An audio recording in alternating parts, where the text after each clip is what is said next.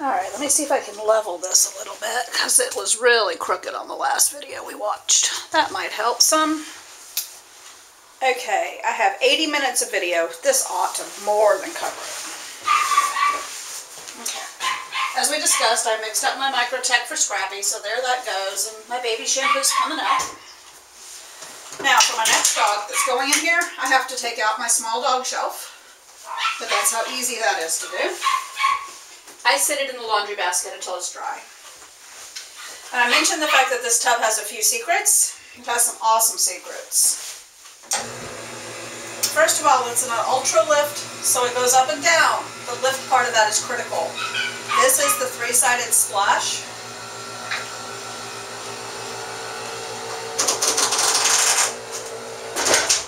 And it is all the way on the floor. I don't do a lot of big dogs, but when I do, I don't like to have to pick them up.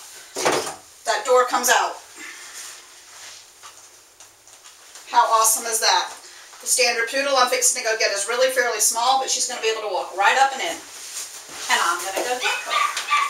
Grab a slip lead. It might get a little loud.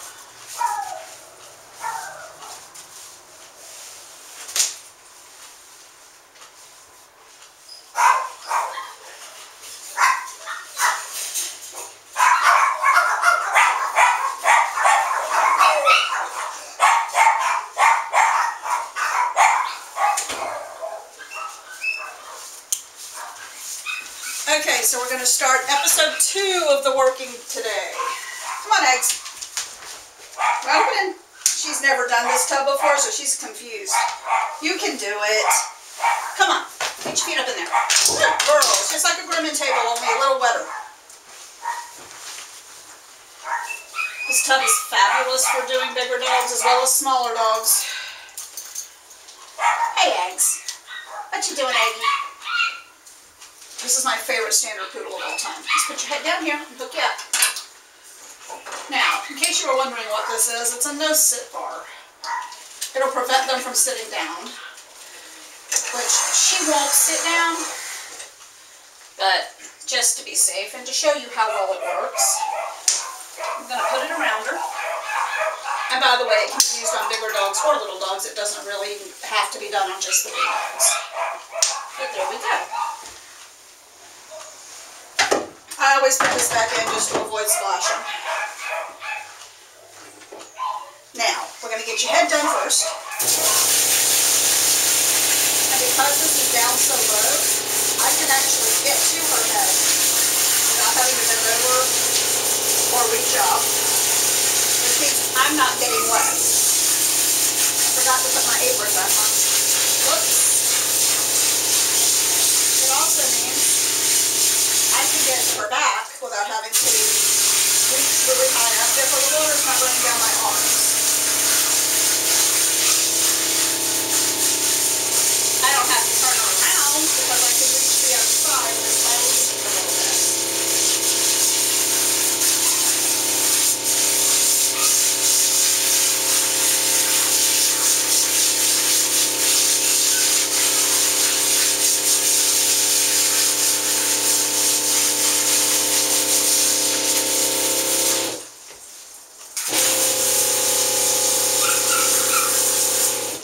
Horrible ears, generally speaking, so I'm going to pulse it a little bit to flush them out.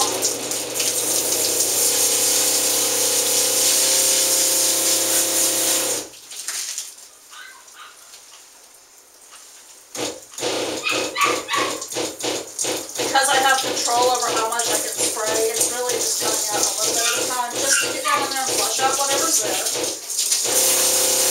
And I'll wash the outside of the ear again.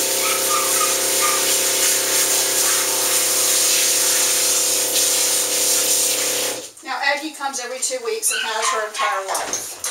She's 7 or 8 years old. She comes every 2 weeks. I think the longest she's ever been is 3.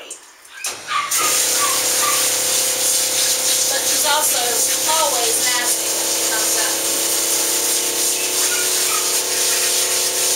Now you notice I just raised the tub up so I can do her legs.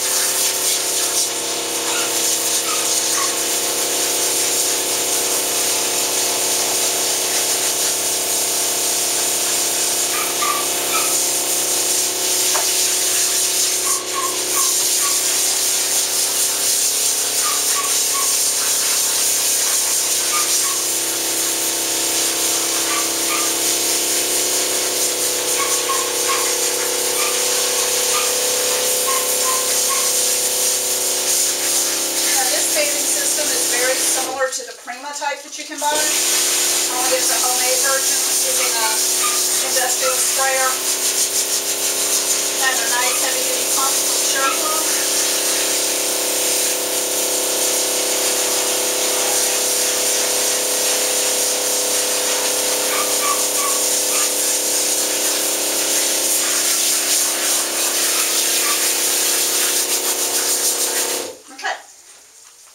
There's bath one, and like I said on the other video this morning, I'm going to let this shampoo sit on her just a little bit.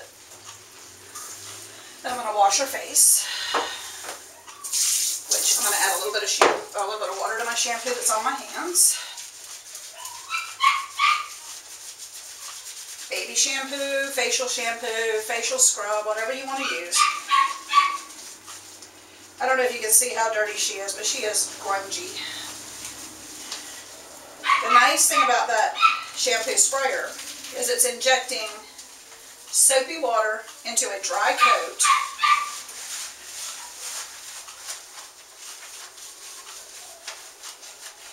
So the shampoo has a chance to adhere to the dirt better, and when you rinse it off, it falls off. Very little hand scrubbing to be done. I always run my hands through them just because I can.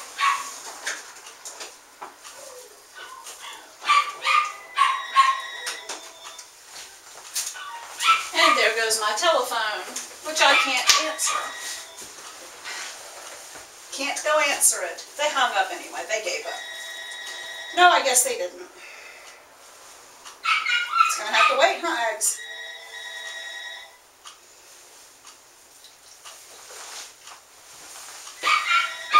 Alright, she has had her chance to sit.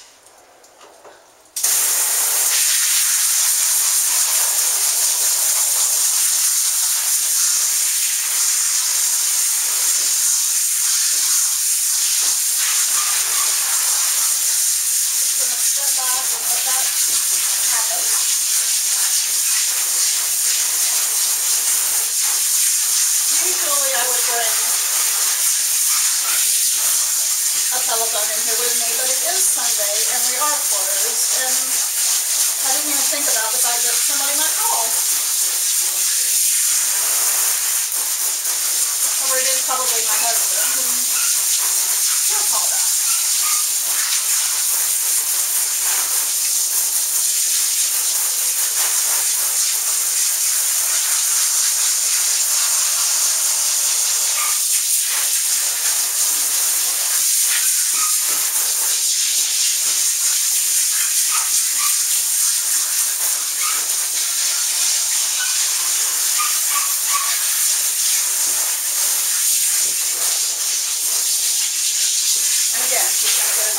So the rinsing just has to be rather cursory. Just get off as much shampoo and water, soapy water as you can. That gets most of the soap off.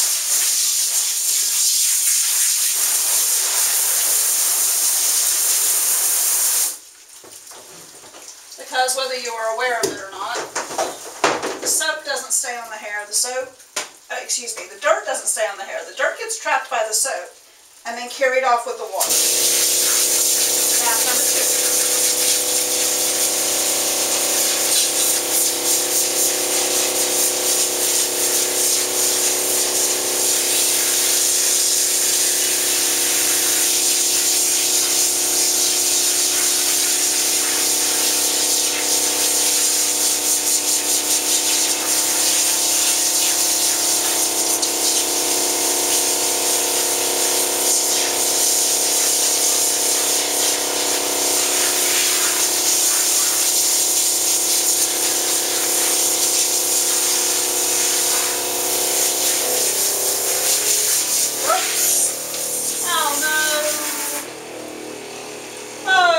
Almost out of water and she's halfway bathed. Alright. Well, that's okay. We can fix that.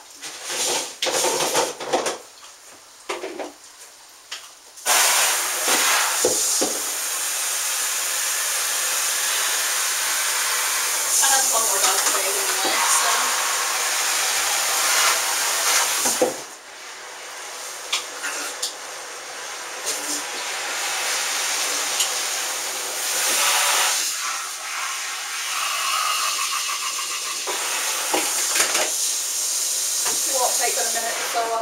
finish washing her.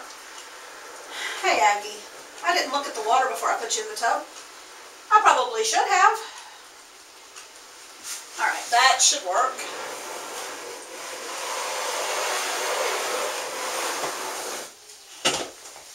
That should be enough to finish bathing her. And I am going to spin her around so I can get to the other side on the final bath. Good girl.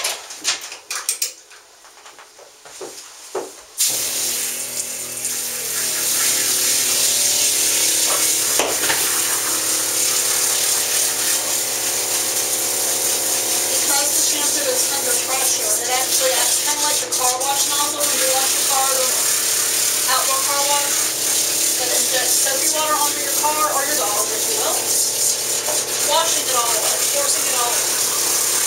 Forcing all the dirt, sebum, oils, and everything down.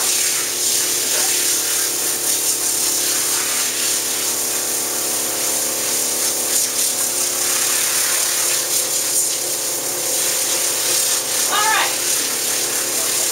That's 2 real good soap mops.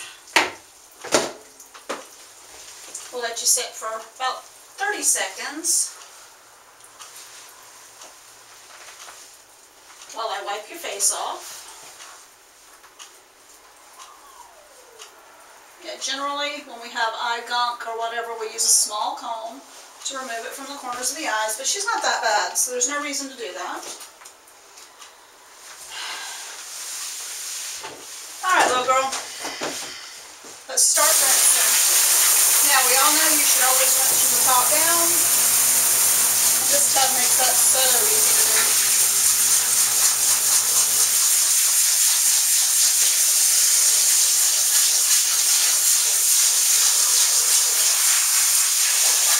Top down is much more efficient because you're washing all of the dirt and all of the shampoo off the dog that way. And when you get done, let's say with that ear or that head, then it's done. There's not going to be anything washing down on it. By the way, she is squeaky.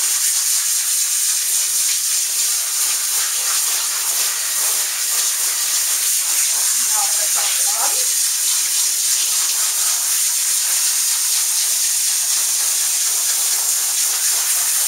The other thing about this bathing system is that rinsing is really fast because the shampoo is diluted.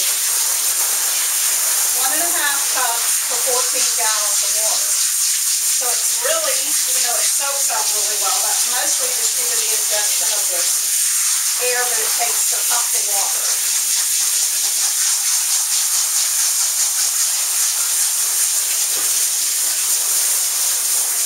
Okay, top part done.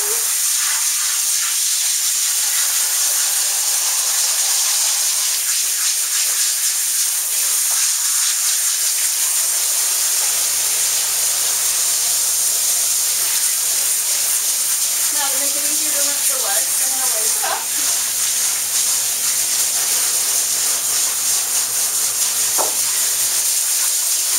There is a tall floor at the bottom of the tub that allows for drainage, so she's not standing in water.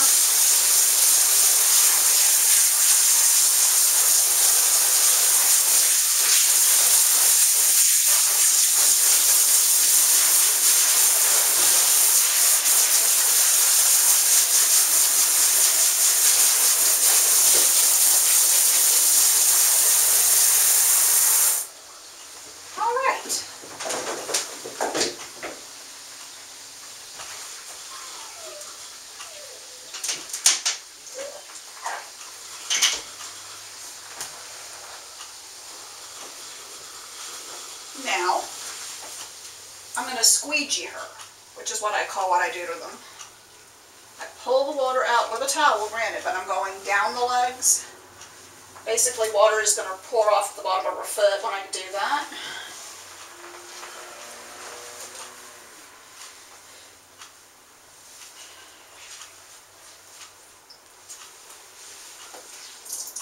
Here it's hitting the bottom of the tub, but you squeegee the water off. Towel's wet, so I'm going to grab another one.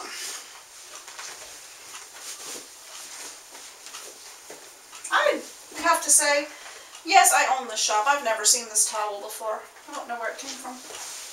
It's kind of funny to me.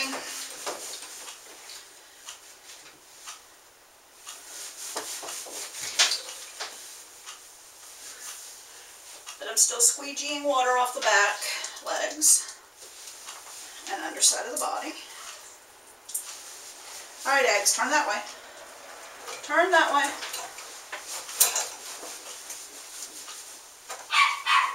Now, I don't know if you heard me earlier, or if you remember, but I do have one more dog to bathe. So, what I'm going to do with her is sort of what I did with the other dogs. We're going to towel dry her really well. Like I said, towel dry them to death.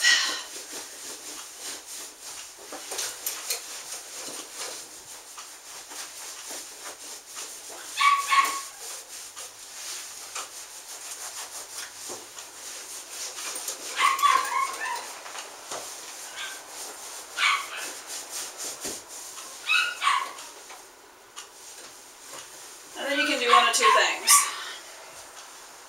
I'm going to do the first. You can either take her and sit her down there on a towel with a fan blowing on her for a little bit, because I'm sorry, but it's not going to take much to pull out a great amount of wetness from her, make it easier to dry. Or you can blow her out real quick and then put her down there with a fan for a few minutes, come back and finish her. And I'm going to do that, I think.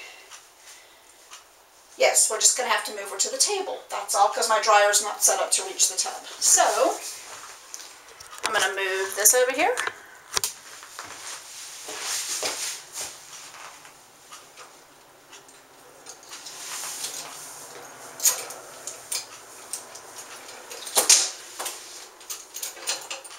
And instead of lowering the tub, I'm just going to pick her up because she doesn't weigh that much. Whoops.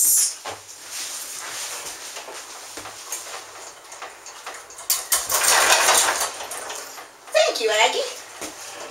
Thank you. This is the only table I have that is not electric. It's hydraulic.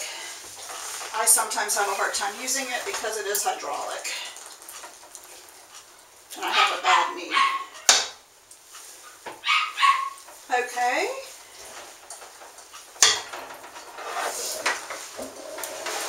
Yes, Aggie, I love you too. I do. I think she knows she's getting ready to go home. That one won't reach over there either, so we're going to use the Davis.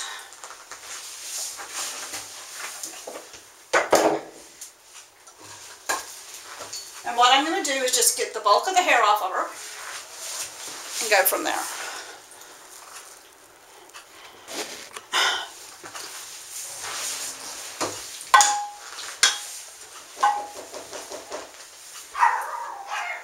Somebody at my door.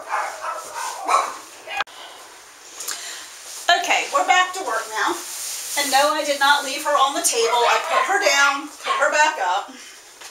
That was one of my clients whose dog is boarding, and they thought they'd pick up early to save me the hassle. They got so lucky I was here. It's not funny because we do pickups at 5. But at any rate, you ready for your haircut? Are you drying now, Aggie? All right.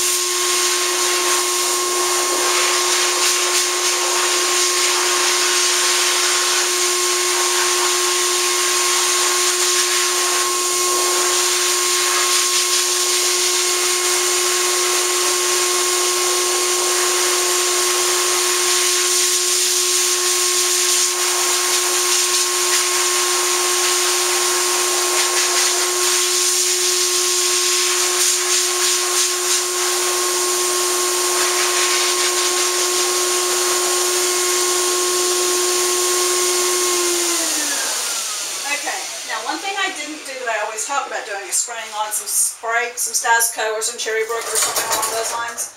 What I did to her is I blew her out most of the way dry, because she is really close to dry just that quick, mostly because she was that clean. I also used Stasco shampoo, which has a faster drying component than a lot of other shampoos do. This is Stasco spray. Now after she's mostly dry, I'm going to mist her down with this. The reason you don't do it while they're soaking wet, you blow it right off of them. If you do, you have to reapply. Yeah, some of it adheres, but I find it works better done this way. Her tail I missed, so her tail was really wet. Now, because she has beautiful coat everywhere except where it matters the most, which is right up here, we put a little bit of something in her hair, usually big sexy hair or something along those lines. This is the Root Lift. It just adds a little bit of volume so that when I'm scissoring it, I'm not fighting it laying every which way but up. Okay. And now what I'm going to do is blow this into her coat lightly and then put her up to dry some under a fan while I bathe and dry my other dog. Then I'll pull her out and finish her.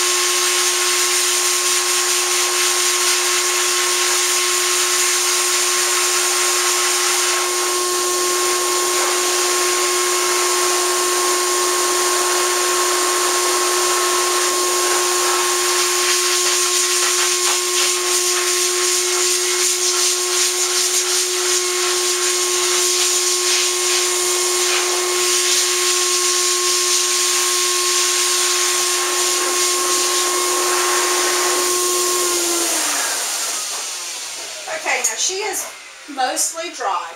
Her pom-poms are still a little bit damp underneath and her ears are a little bit wet, but she's mostly dry. Just that quick. But what I'm going to do, same thing I did on the others, brush them out. Just a real quick brush, not a real good brush. Her pom-poms are almost always matted, so we're not going to fight with them too much until we get them on the table and they are dry.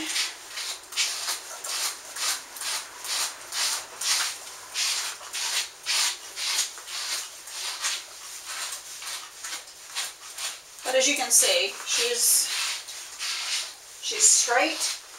Down at the skin is not curly. Down at the skin is not damp. She might be a little damp in places, but again, this is completely dry. I'm finding wetness, like I said, around the palms, on the ears, and the tail mostly. So we're gonna, if I didn't have another dog to do, I could probably finish drying her in about 5 to 10 minutes. Maybe 15 tops. But because I do have another dog to do,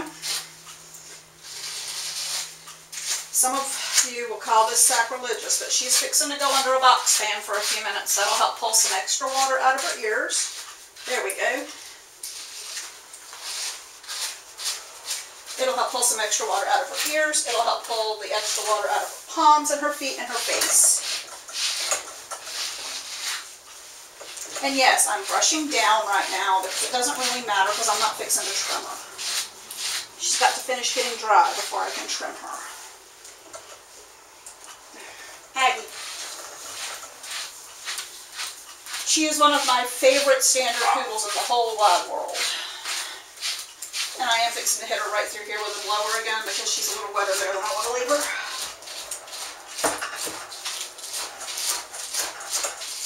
All because she was facing the wrong way when I was drying her. I didn't turn her around enough.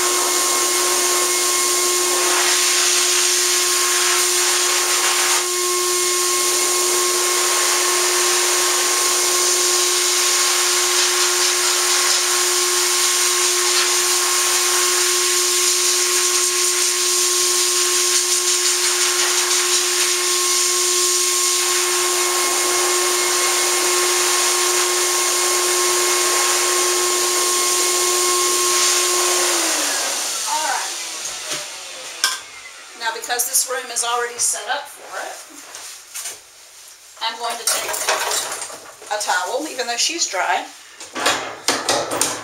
She's dry enough to not need it. Put it in the bottom kennel.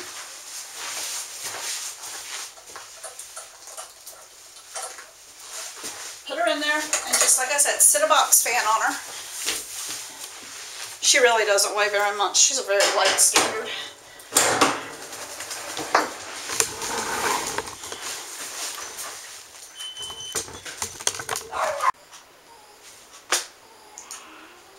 Okay, I'm really not sure how long it's been because my husband brought me up 3 of my guys and I did a real quick bath, wet shave, and they're drying. So Probably 30 minutes, maybe. She's been under a box fan.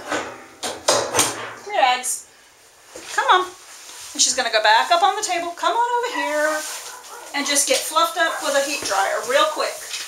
Oh, you can't jump up there. You can't jump up there, but she is basically dry. Her ears are just slightly damp. So I'm going to turn on the Ademco stand dryer.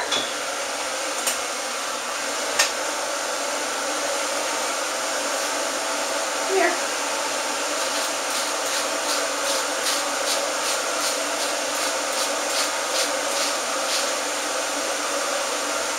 It doesn't want to come any closer. There we go. That's better. And now it's warming up.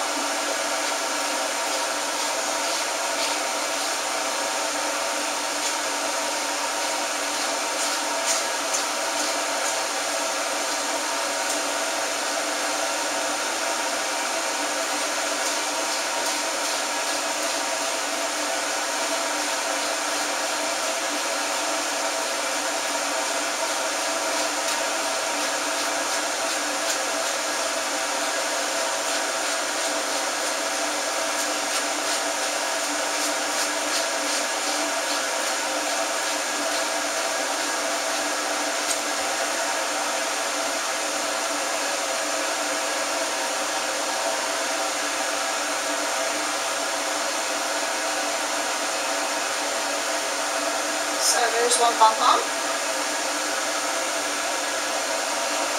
or bracelet, or whatever you'd like to call them. I would like to call them gone off the dog, but they like it, so we'll leave them.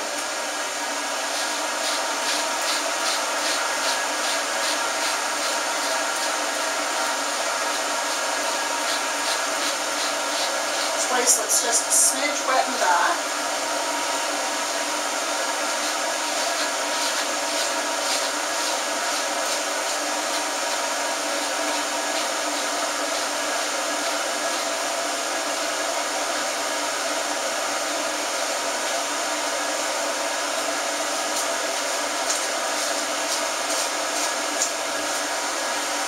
And I wanted to say something about the 3 that my husband just brought me. They weren't matted, but they were overgrown. And there's absolutely no sense if they're going to go down to a 7 and bathing and drying all that hair just to cut it off.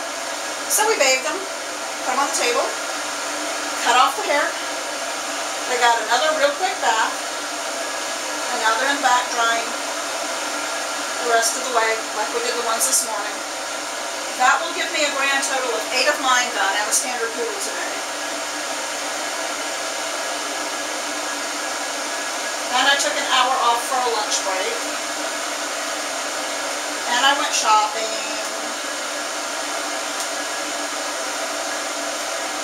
And I've actually done a little bit of vlogging and a little bit of video work that has to be done too. And it is right at 2 o'clock.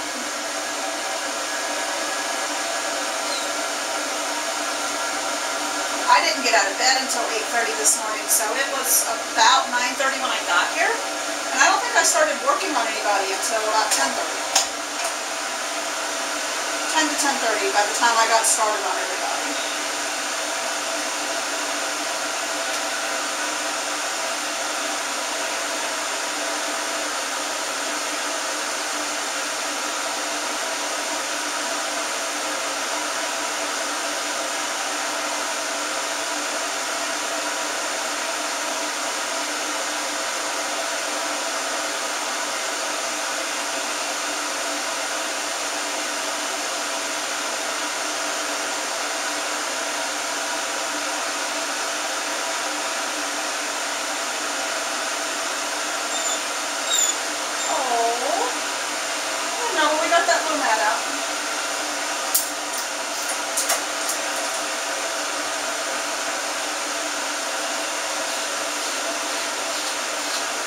My biggest problem here is that I don't have great lighting in this room. It makes it very hard to see what I'm doing.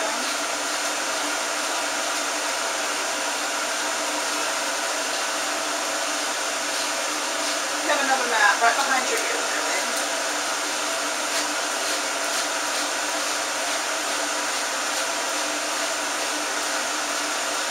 And that got it. Yay.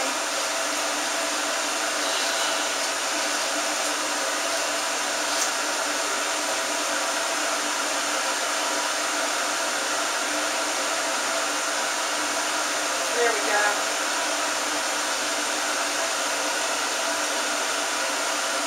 Now, I know that I was taught to always dry poodle ears every which way but down.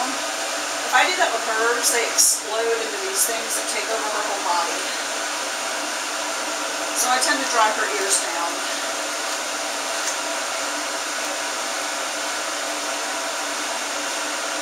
It just prevents them from being overwhelmingly puffy.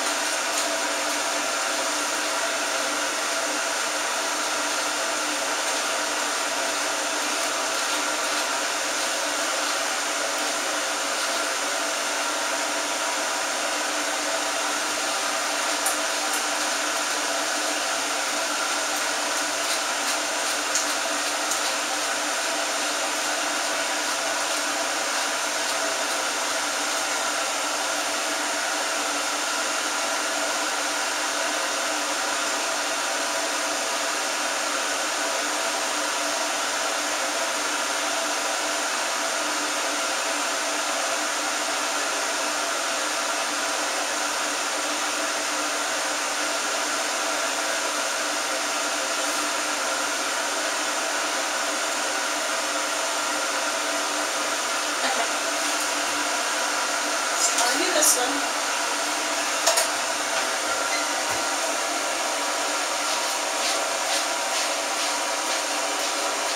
I always brush down until I make sure the mats are out, if there are any. And there's a couple of tangles, there always are in my bracelets. And then up to fluff it. There's enough dampness left in her coat in the right places to be able to get that nice smooth fluff that you want on the longer areas. I don't really worry about it so much on her body, but this is very straight. Down at the skin, it's very straight. That flat nozzle does a great job of that, quickly and efficiently.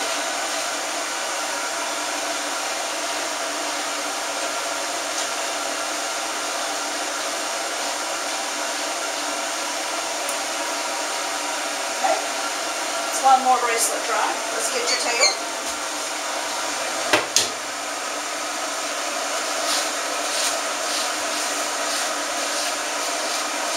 She has the same very limp hair on her tail that she has on her head.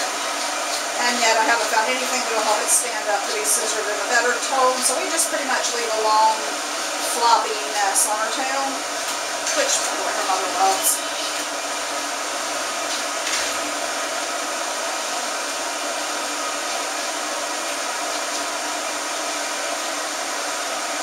Video's running, what's up? Almost done in here. You want to check the boys and see if they're dry?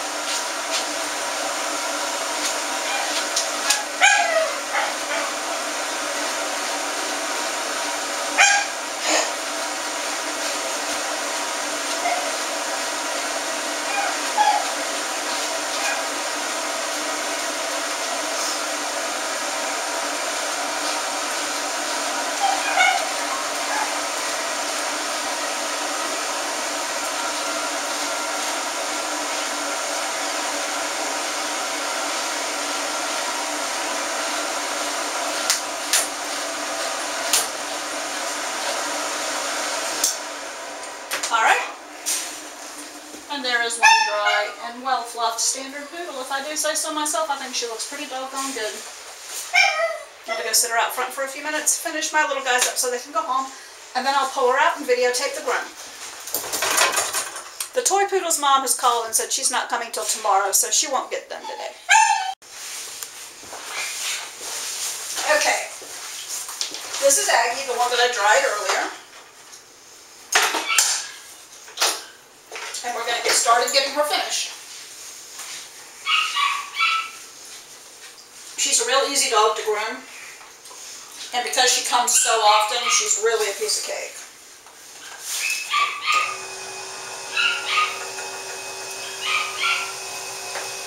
Now I have to step from here to the camera just to make sure that she's still in the shot. Not really. Let's try that on.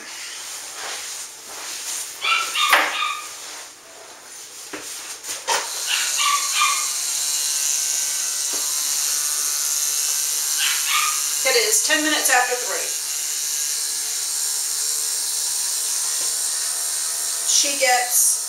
Her body is usually done with a snap-on comb or a 5 blade in the summer, but usually a series of snap-on combs in the winter.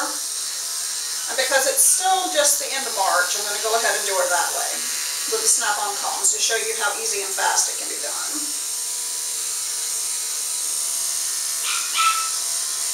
I use a 40 on her feet, 40 setting on the bravura against the grain.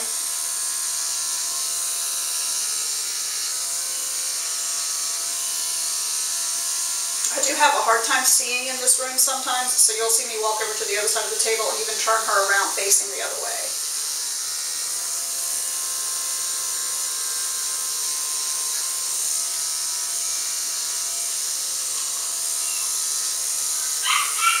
And it's all because of the lighting in this room. Normally I would work with the windows open, but right now the window open is putting a glare onto the camera so that you couldn't see what I was doing.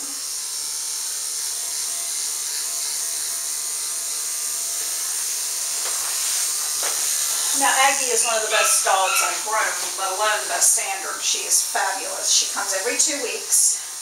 She gets face and feet done, bath and brush one time, and then the next time we do a full groom. Last time she was face, feet, tummy, tail, so this groom is about 4 weeks old.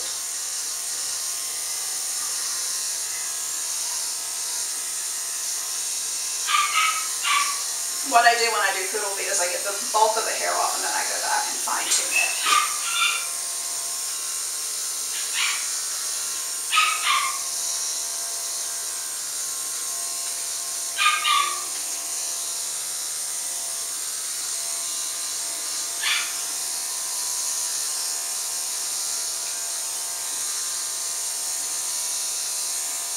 It's been a long day already. I've done 8 dogs.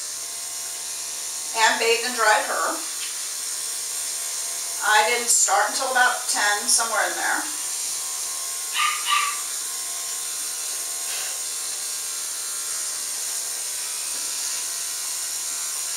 So 5 hours, 8 dogs plus her, so almost 9 dogs.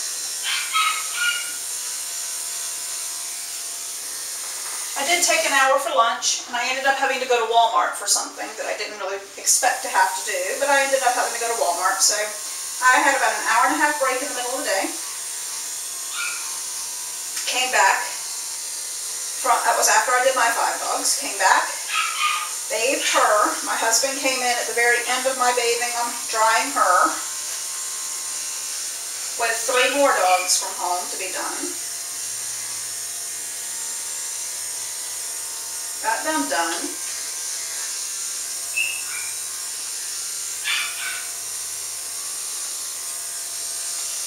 Start working on her.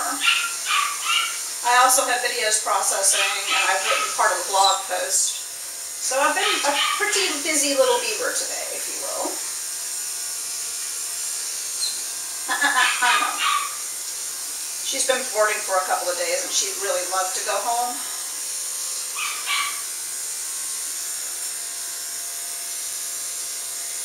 Her parents are supposed to be here at 5 o'clock.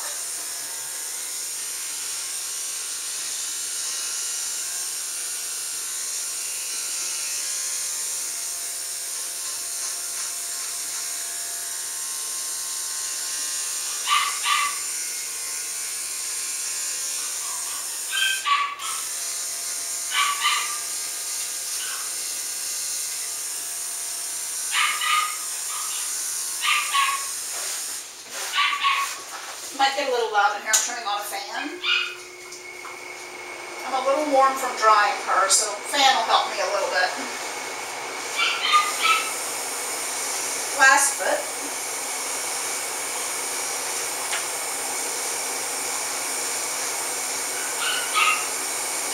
One of the key things to doing poodle feet quickly and efficiently is the right clipper. But the second thing is to make sure that you hold the clipper, hold the foot and the leg at the proper angle so that the dog is comfortable. If you're pulling and tugging or holding the dog's foot way up too high, or trying to do it with it on the table, you're just going to have a problem. I was actually trained to do poodle feet with the dog in my lap upside down. So when I moved to Georgia and had to learn how to do it this way, it took some doing. But I figured it out.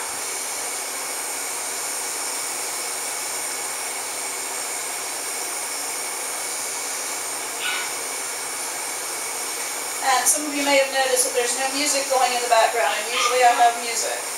Well, YouTube has decided that if my music playing in the background can be heard, it can't be in the videos. So I turned off the music while I groom. It's boring, but I'll make it work. Okay, and her face. This is probably the worst thing she hates in the world, is having her face shaved. So it's a good thing she comes every 2 weeks. This is on a 15 setting.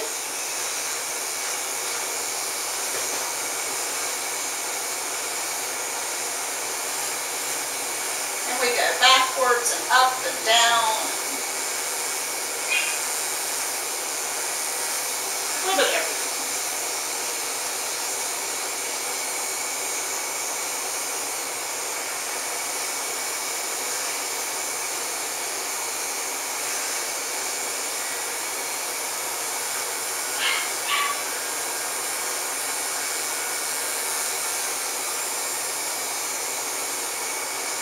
Just to make sure that we get all the hair.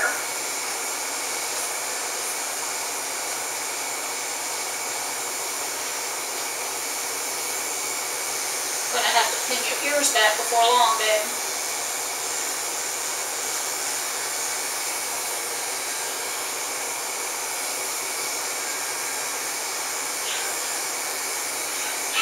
She is probably my all-time favorite standard poodle to groom.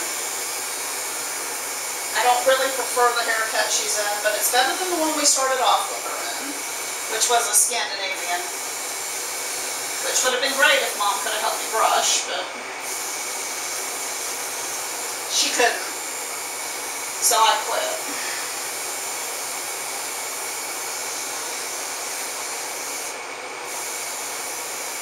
Now I shave right inside the ear canal there. Just to open that up a little bit. Let's see the other side. Let's get bigger. And if you'll notice, I have pretty much the same pattern on her as I did on my shave downs. I do their feet, their faces, fix them into her belly, her butt, and her tail band, and then I'm ready to do body work.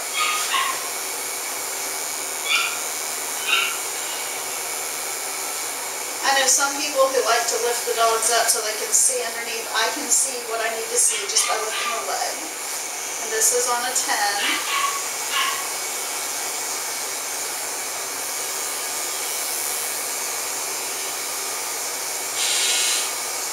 There goes my dryer finally.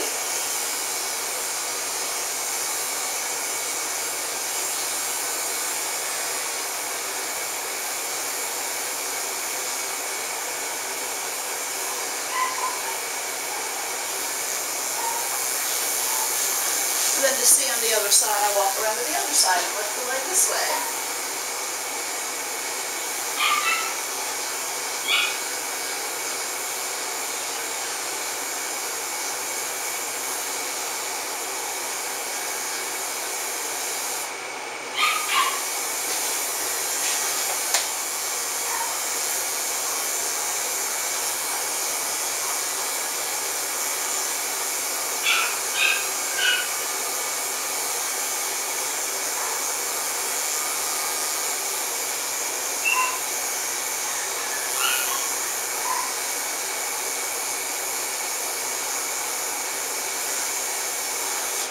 Okay, mission accomplished. And I know that some of you are wondering how good of a drying job I actually did, considering she dried some under a fan. I'm fixing to push in with the camera and let you see.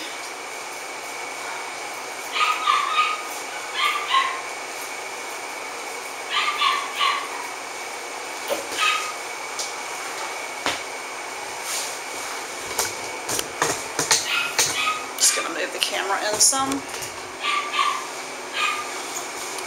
She's actually fluffed really well, and down at the skin it's straight, so I'm going to get a nice finish. And even down in the pom-poms, which were wetter when I put her up, they're a little curly on the outside, but that's the part we're going to cut off. Down at the skin, well, if I could get to the skin, she has so much hair. There's not a whole lot of kink. She'll be just fine. Now, of course, I wouldn't do this with a dog that I was going to take into a competition ring or into show, but this is a pet groom on a dog that isn't going to pay me to stand there and hand fluff and stretch this coat. And I want to point something out. Apparently the last time I groomed her, I left a little patch of hair there that's a little longer than the rest of her. Yeah, not perfect. Didn't even see it. Mom didn't notice it until like 3 days before she brought her to me for boarding. Now, for the back system, Aggie says, I know what that is. And this clipper is going to die, so we're just going to go ahead and plug it in. And use it plugged in. I'm going to start off with the number 1 wall stainless snap-on for this.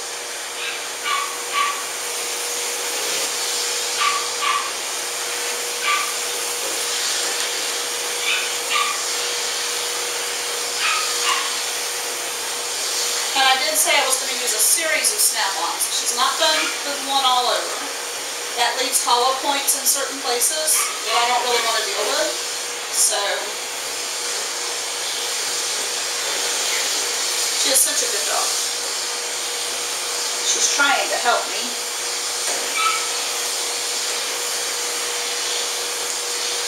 But her legs can all be done with this snap-on as well as her body.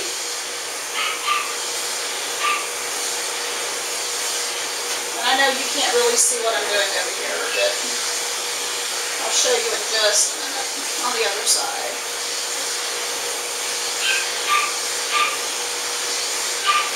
And for those of you who don't think that this little clipper is strong enough to do anything you need to be done,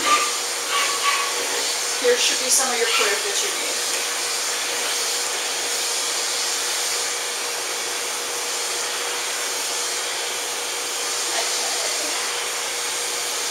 Just about ready to move to that side of the table. I've been working on this dog about 15 minutes.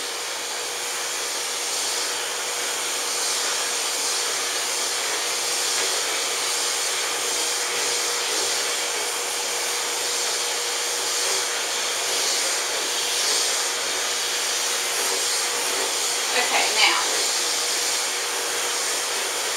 fixing to change to another snap-on comb, which means I've got to walk around my table because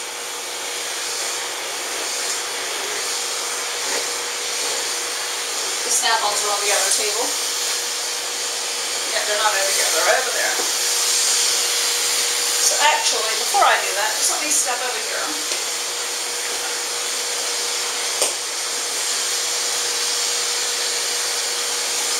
Go ahead and do this side so you can see what I'm doing. Say goodbye to that little bubble on the hip. She may have just been standing at just the right angle, but I couldn't tell it was there. This room has shadows. Very, very deep ones. And sometimes the other side of this table, especially with a black dog, is like brooding in the abyss of the ocean.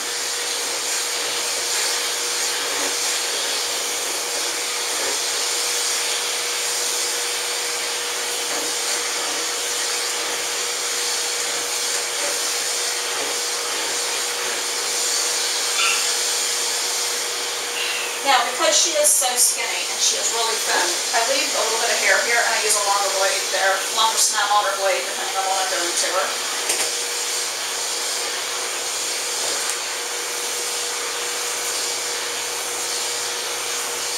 Right through there.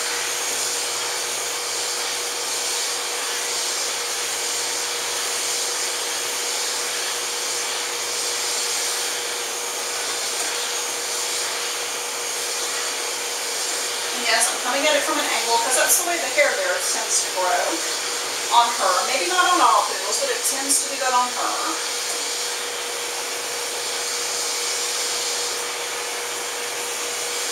Now I'm going to come back through her neck area and tighten it up some too, but I'm going to take the bulk of it off of this. Lift the lid up. I can see what I missed over there on that leg.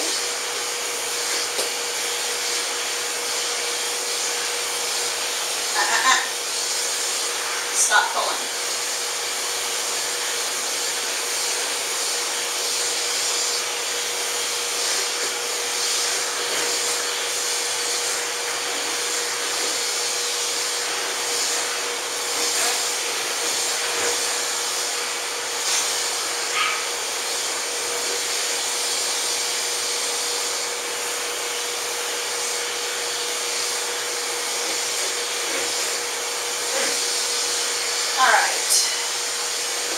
That was the number 1. So I'm going to go up to an A and see what that does in that little fill-in section there.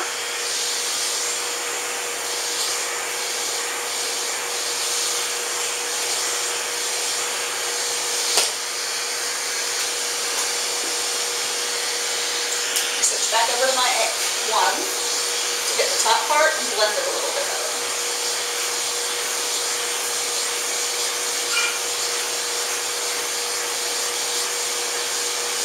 Like that.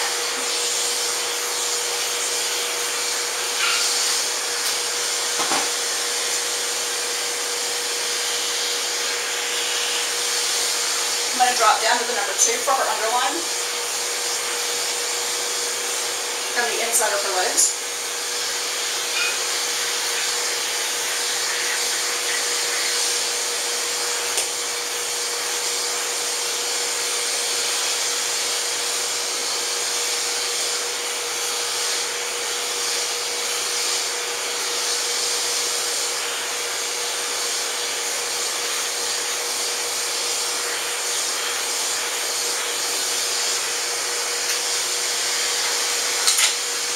Then I'm down to the 4, which is the purple, to do up in her neckline.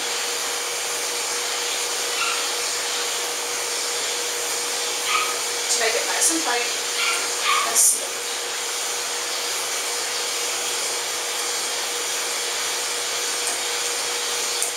When I get to the point that I'm blending into my 1, I'm skimming. I'm just sort of shaping it that way and blending it in with my clipper. A lot less scissor work that way. Tons less scissor work. Alright, let's see if we can get the other side now. And again, I do the front and the sides of the neck with the shorter blade. It makes her neck look longer, makes it a little neater, a little easier for her collar to go on. And she does have a crest or a neckline, if you will, a poodle neckline. It may not be a correct one, but it works for her. The nice thing about the bravura is that when it does go dead, like this one was when I picked it up, you just plug it in and work. It's not a big deal. I forgot my other snip on holes again.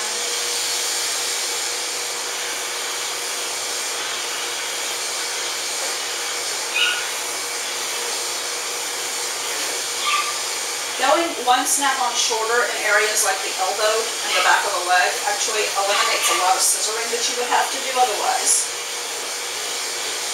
And taking it on the underline just neatens up the whole look of the dog.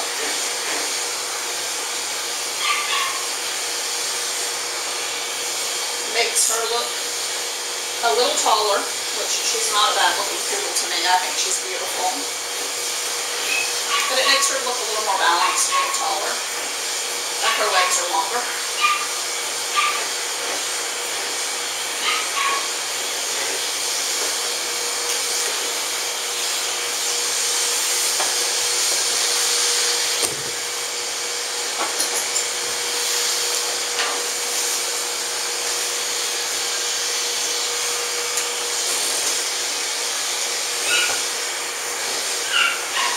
right now I'm not exactly in the blind spot, but it's going to happen shortly. When I start scissoring, you're going to see I'm going to turn her around.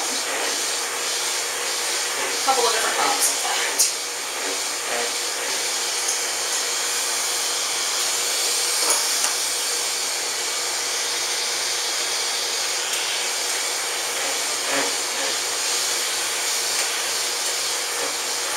What I have used 4 snap-on combs on this dog so far. Shoulders are right there, so let's set up on the neckline. You notice I haven't really done a lot of back brushing? Part of that's because I have the back system on.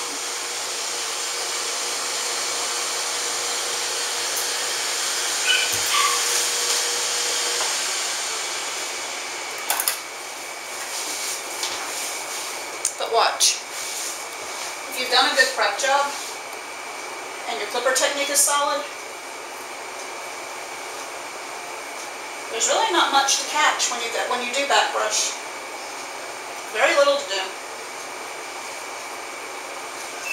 And that tells me she was prepped fairly well, because otherwise I'd have hair sticking everywhere. Now there's a little bit, because there's always a little bit when you use a snap-on comb. But it's not bad.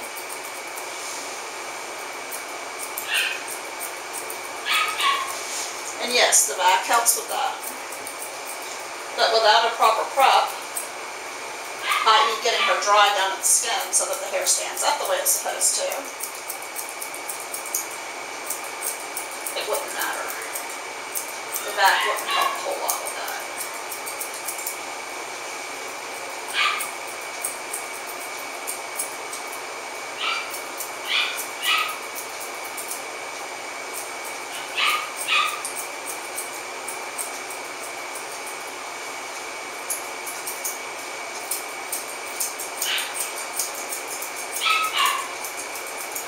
Okay, I'm actually very pleased with the way this looks right now.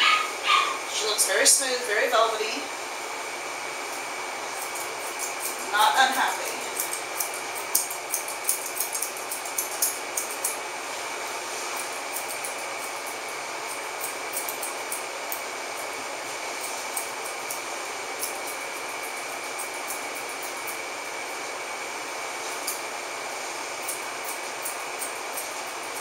Okay, Miss Aggie, let's turn around.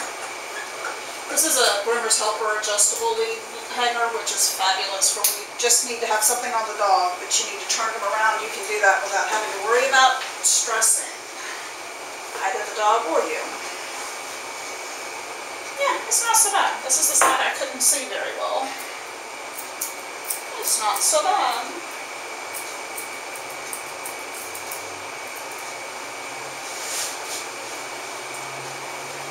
Feet under you. Come on, put your feet where they belong. Thank you.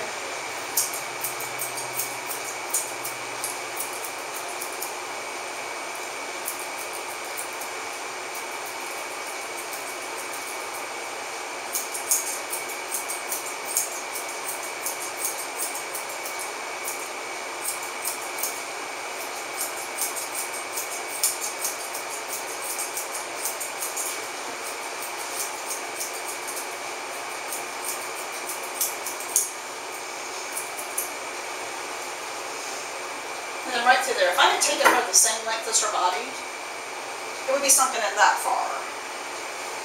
And she's already sunken in a little bit there, just because she is so thin. So we really wanted to make sure we didn't over-accentuate that part of it. Alright, babe.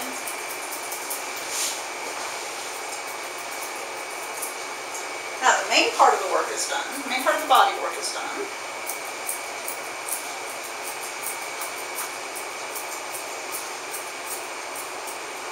Trying to reset bracelets.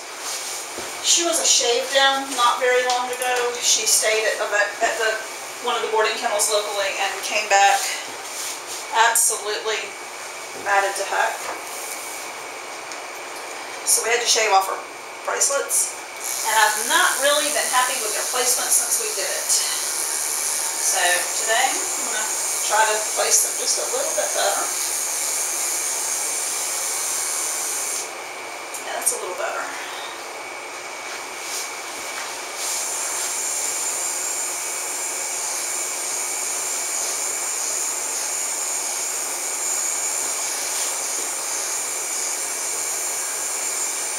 I don't like to get too close on the bracelets with my back. Should it pick up a little bit of hair I didn't expect it to. So I always go back afterwards and touch them up. Okay. And I just want to tell you, I realize her bracelets are sloppy, so is her tail. Her mother likes them this way. Every time I've neatened them up and gotten them the way I think they should be, Mother has a fit and wants them back up big and floppy and well, she's the one paying the bill. So, today I'm going to take them a little tighter and I'm going to tell her it's because they were a little matted, which they were. And again, she can't brush them or doesn't brush them, so. And the really bad part is, the dog is amazing for everything. And she has a Lapooch brush and a very nice number one All Systems poodle comb. So she has the equipment. She just doesn't have the time or doesn't take the time, one of the two.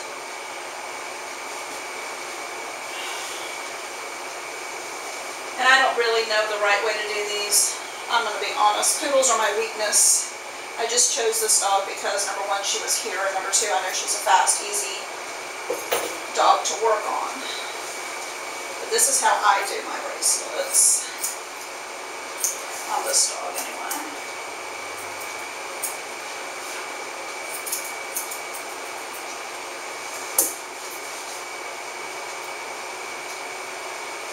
It sets me above a 1.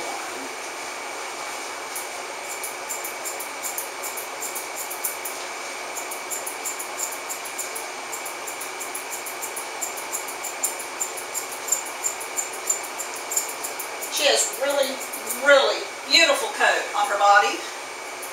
It does not correlate to her furnishings on her legs or her ears or her head or her tail. For some reason, they didn't get all the wiry hair that her body got.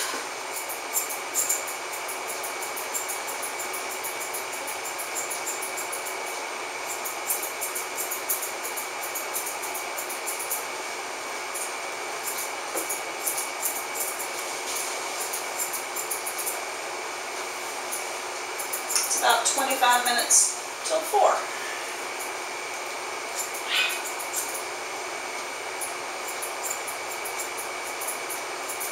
So about 25 minutes of work tomorrow.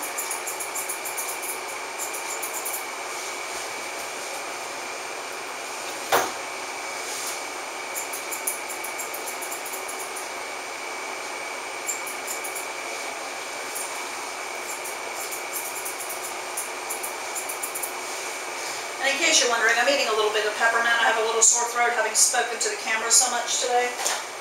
So if you hear something in my mouth, it's a little bit of peppermint for that.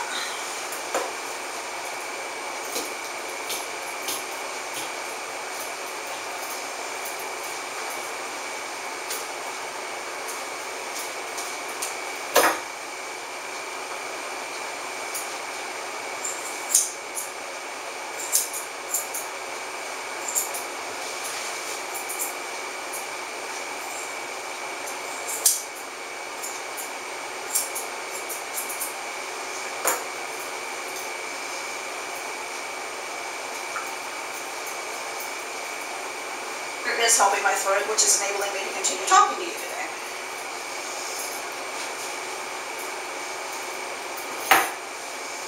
My husband says I talk to myself when I groom if I'm the only one here.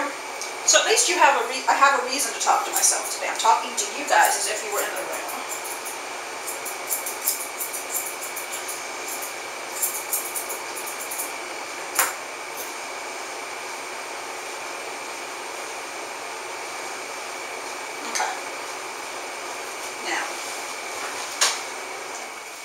My fan is starting to blow her hair around a little bit.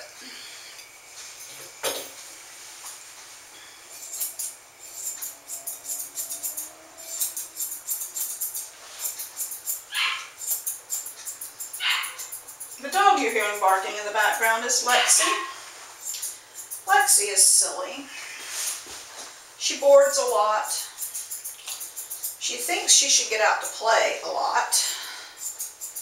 And yet I can't let her out to play because when you do, she barks at everything. She barks at the wind. She barks at the light switch. And if she barked at Aggie, Aggie's liable to go fix the problem.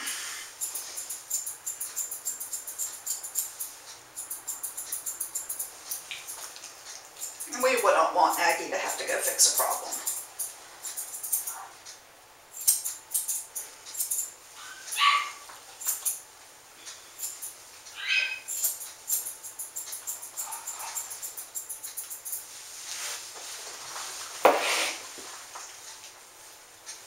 And see, once you get some of the hair off of her pom-poms or her bracelets or whatever, the hair stands up better. If her mother would let me take them down the way I would like to take them down, they would have a beautiful body.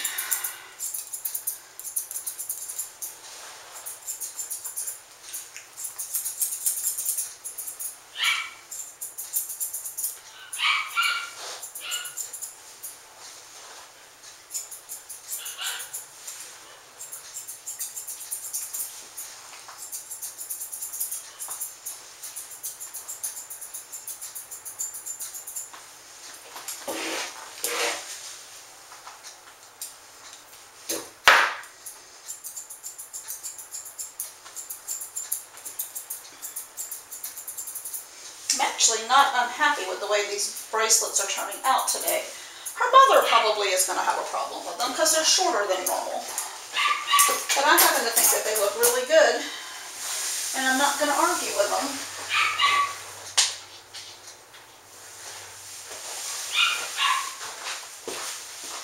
Alright, turn back around this way. Yes, I could have walked around the table, but doing it this way allows me to keep her on the side with the lighting.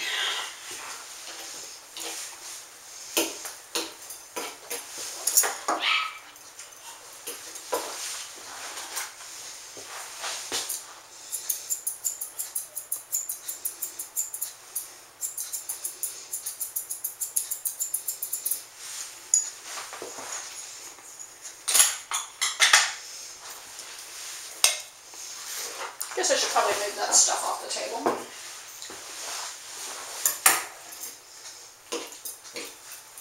Ashley, if you're watching, I'll have all of my trash and all of my equipment off of your table before you get here Tuesday morning. I promise.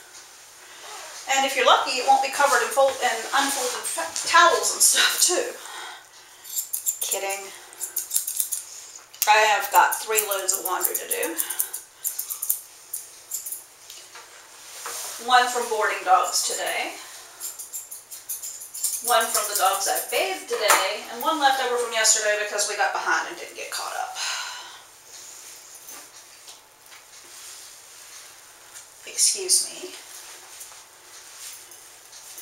I know that one of you is going to email me and ask me which scissors I'm using. I'm using Kenchi Matrix Curves and Kenchi Lotus Straights.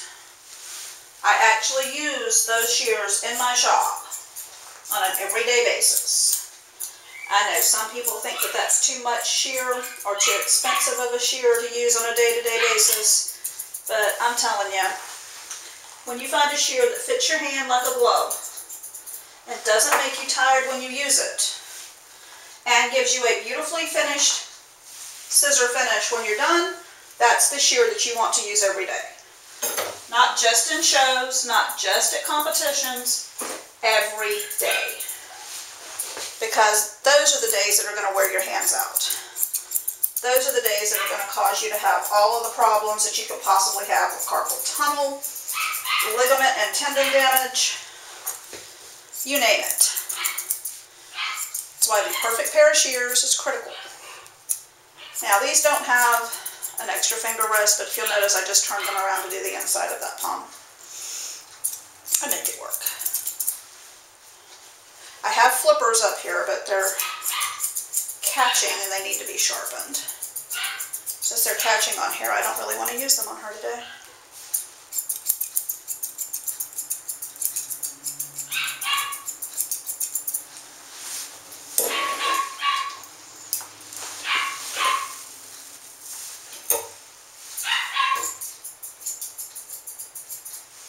Okay, I do realize that this is an electric table, and she could go up higher. Sorry, baby, I just pinched her. Sometimes I forget that it's an electric table and it will go up high enough that I can see the bottom of those bracelets without having to bend over. But I don't know that it's worth raising it for that little bitty bit that I just bent over to do. I will raise her up when I'm done to take a look at all four and see where we stand. And it's my new Ultra Lift table. I had another one. I love my other one. Ashley has inherited it to use, and I am using the new one.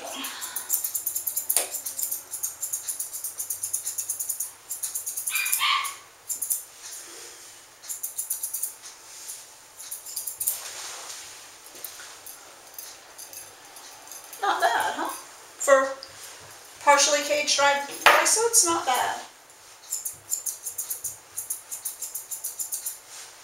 That bouncing on the door is my Boston Terrier who's outside. She would like to come in, but it's only about 70 degrees outside right now, and I'd just as soon she got to stay outside and play some. Her and my cocker Violet are having a ball, and that's them playing with a ball up against the wall. I know what that sound is oh too well, because I hear it all the time. Okay, let's see, just a smidge right there.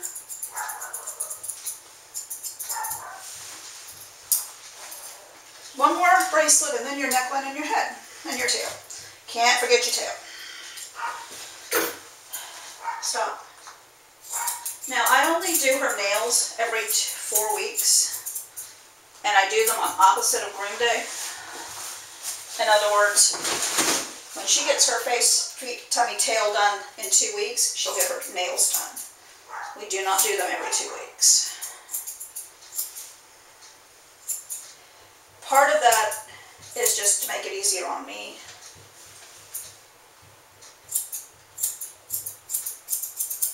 Part of it is because her mother pays one price whether we do face, feet, and tail.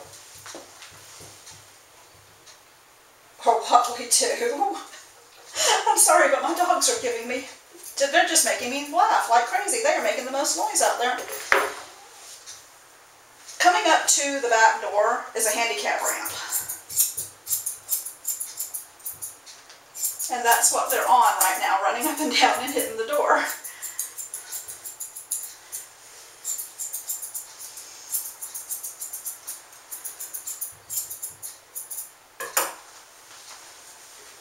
And it sounds like somebody's pounding on the back door trying to get my attention, but it's just my dogs.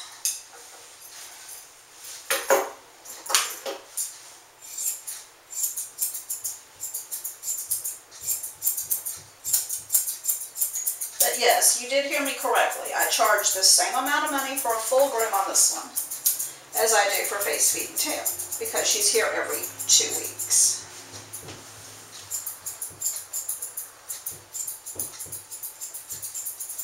Alright.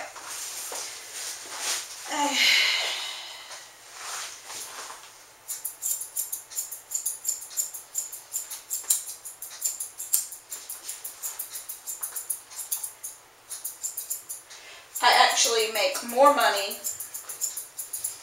off of her on face, feet, and tail than I would make normally, by about $30.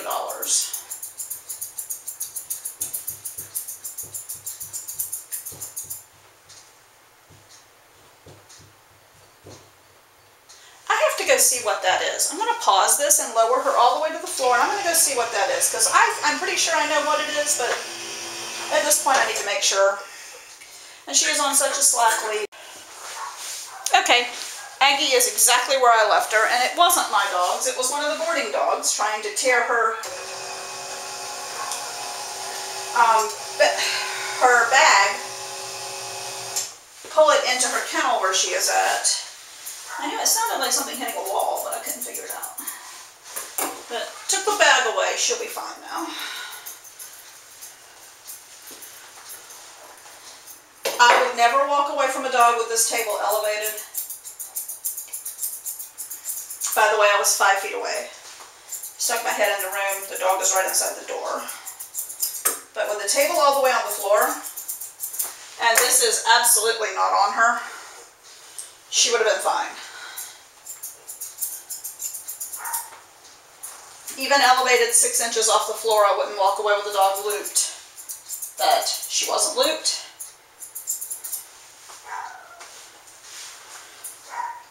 And unless you didn't notice, she didn't move. She was in the same exact position, looking at the camera as she was in when I walked in there.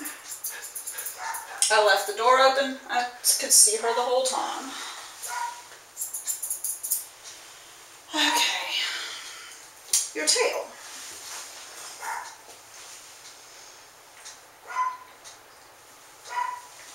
It's 10 minutes till 4.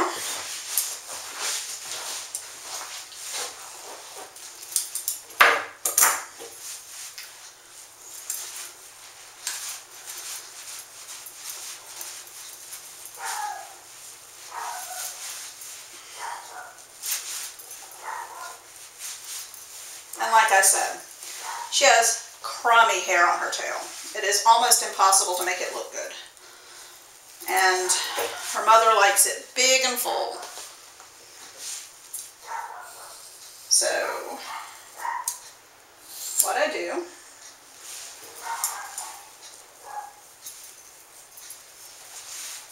is this.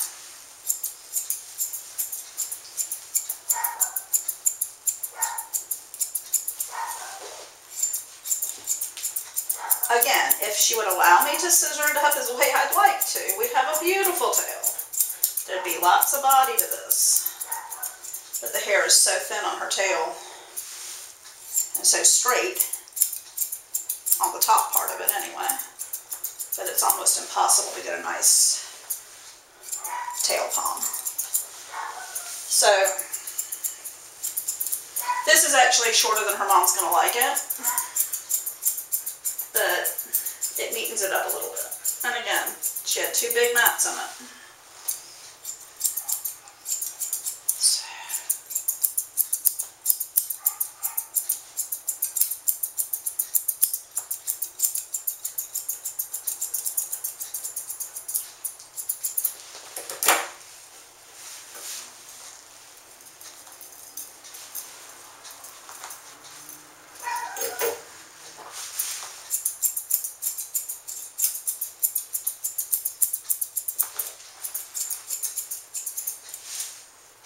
That was good.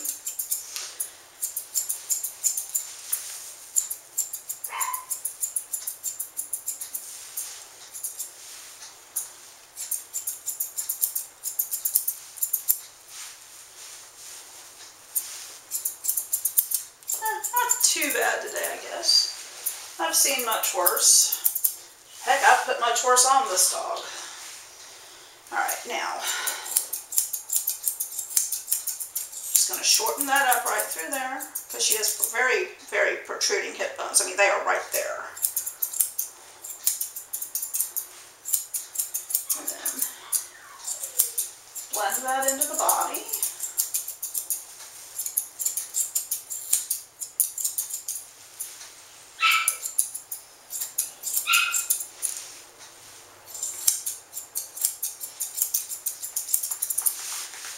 Okay.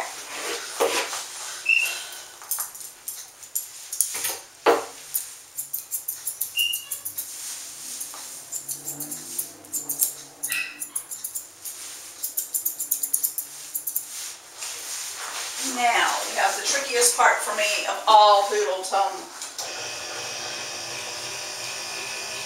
neckline and the head. Now, let's make sure you can see what I'm doing. Oh yeah, not bad at all. Let's do it just a little bit. There we go.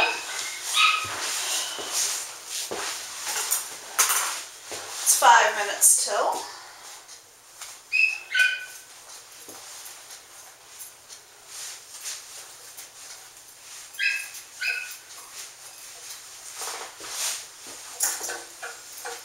And now the loop is going to have to come off completely, but I don't know if you can see or not, but it's just like,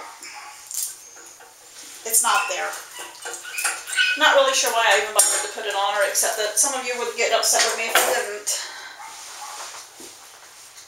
Now, her top knot is actually laying beautifully right now because of the big sexy hair that I put in.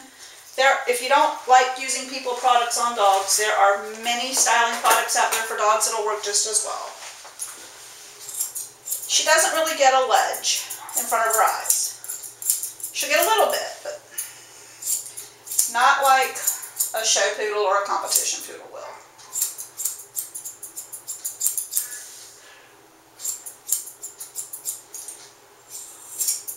If I were to do that in here, even on her mom would come back in and ask me to fix it. And I always start with the front of the head, because then if I get frustrated or stuck for time, the head's done. And she can go home if mom gets here early. Which with her mother I don't really have to worry about, but still. And no, I'm not taking off anywhere near as much on her head as I did on her body. Because when I do feet, face, and tail, I touch up the head.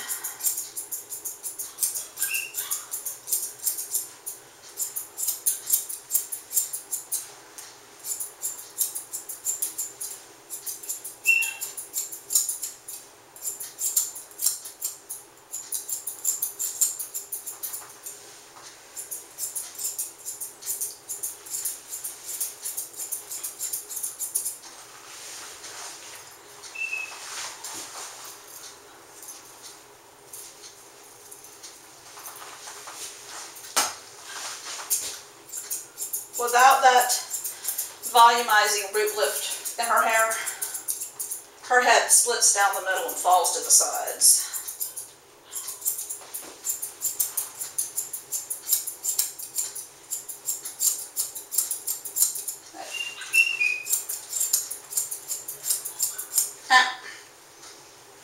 Put your head back.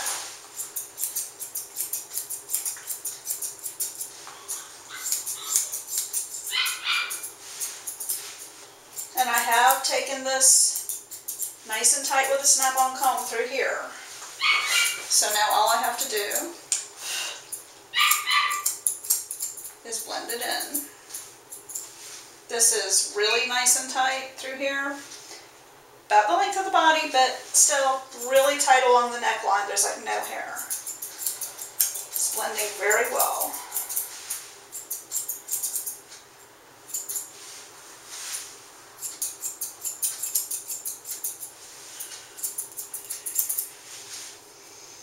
Okay, now, the way I do my neckline is not the way most of you do yours, I'm sure, and it's probably not correct, but it works for me and her.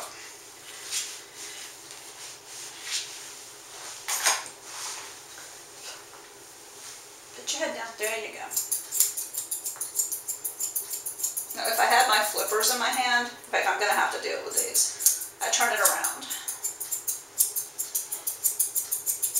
and go backwards with my curves to get the arch that I'm after.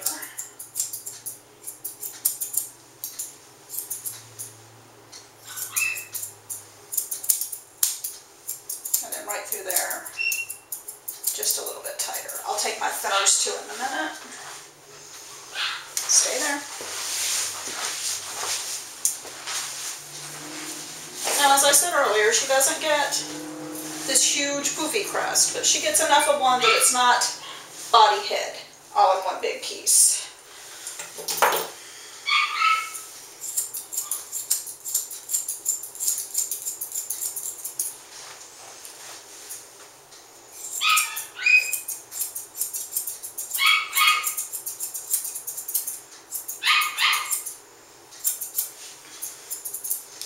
And the same thing, because I've already gotten most of my blending and my transition from shorter to longer done with a snap-on, there is very little scissor work to do.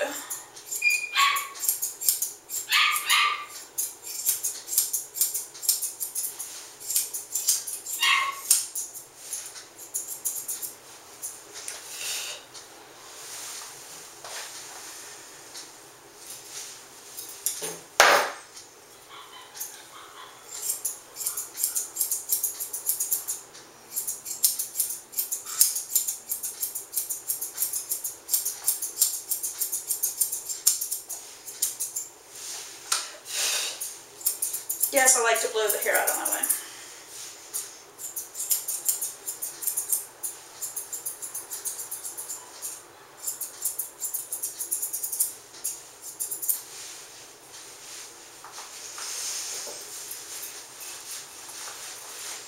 I think this ear is bugging her just a little bit. It was a little gunkier than it normally is when I went to work on it in the back.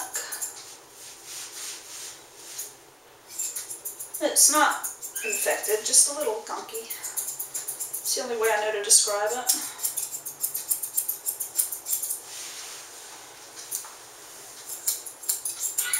Good girl.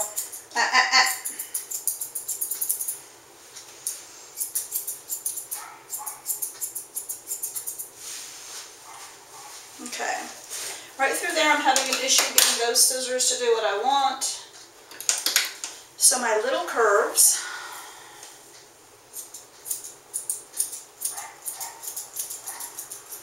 Just give me a little more control.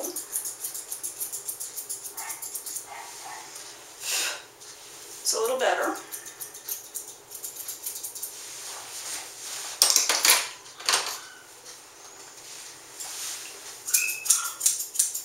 And then, just because there are some places that are not perfectly smooth,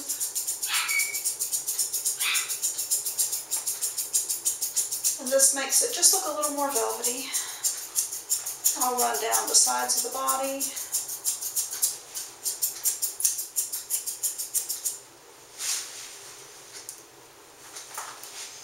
Especially in the area where I left a little bit of fill hair.